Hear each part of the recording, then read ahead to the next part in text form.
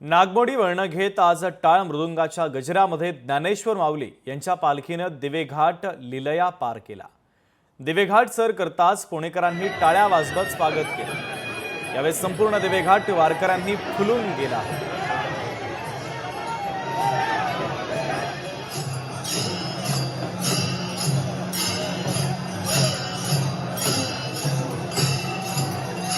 तर याचा आढावा घेतला आमचे प्रतिनिधी अमोल धर्माधिकारी यांनी। पाहूया।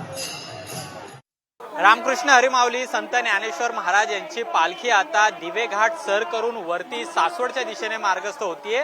संपूर्ण दिवेघाटाचा नागमोडी वळण घेत लाखो वारकरी आता दिवेघाट सर करून वर आलेले आहेत आणि थकवा काहीसा वारकऱ्यांमध्ये आपल्याला पाहायला मिळतोय, कारण की ही संपूर्ण वाट आहे ती अतिशय चढ करणारी वाट आहे आणि त्यामुळे ही चढ करून आल्यानंतर वारकऱ्यांना सुद्धा काहीसा थकवा जाणवतो आणि त्यामुळे हा थकवा दूर करण्यासाठी आपण पाहतोय अशा पद्धतीने वारकऱ्यांची सेवा या दिवेघाट संपल्यानंतर आपल्याला सुरू असलेली पाहायला मिळते। काय सांगाल, अशी जी सेवा करताय नेमकं काय कशा पद्धतीची सेवा चालू आहे? सेवा आम्ही मागील 9 वर्षापासून करतोय। पुणे ते आळंदी, पुणे ते पंढरपूर हा जो टप्पा आहे आणि त्याच्यातला पुणे ते सासवड हा सगळ्यात अवघड टप्पा आहे। याच्यामध्ये दिवेघाट सारखा अवघड घाट येतो आणि तो घाट चढल्यानंतर वारकऱ्यांच्या पायाला थकवा येतो। तो थकवा दूर व्हावा आणि त्यांचा पुढचा वारीचा प्रवास सुखकर व्हावा या हेतूने आम्ही हा फिजिओथेरपीचा हा कॅम्प आयोजित करतो।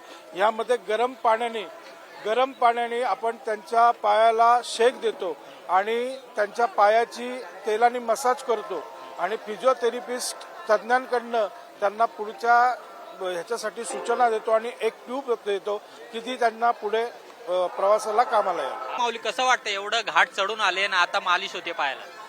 चांगलं वाटतं। किती वर्ष झाले वारी करते? 8 वर्ष झाले। झाले, कसं वाटतं आता? पायाला दुखत होतं, बरं कमी झालं? कमी झालं। स्वारगेट पासून आलोय। एक आवड आहे पालखीला यायची, संस्कृती आपली आता ती जपायची। आता इकडे दरवर्षी येतो। आता पायांना खूप थकवा जाणवलाय, आता रिलीफ येतो, आराम मिळतोय।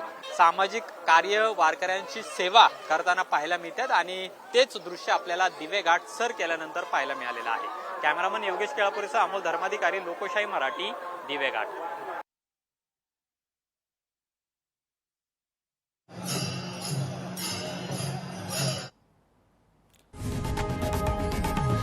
लोकशाही मराठी ऐका, पहा, जागरूक रहा।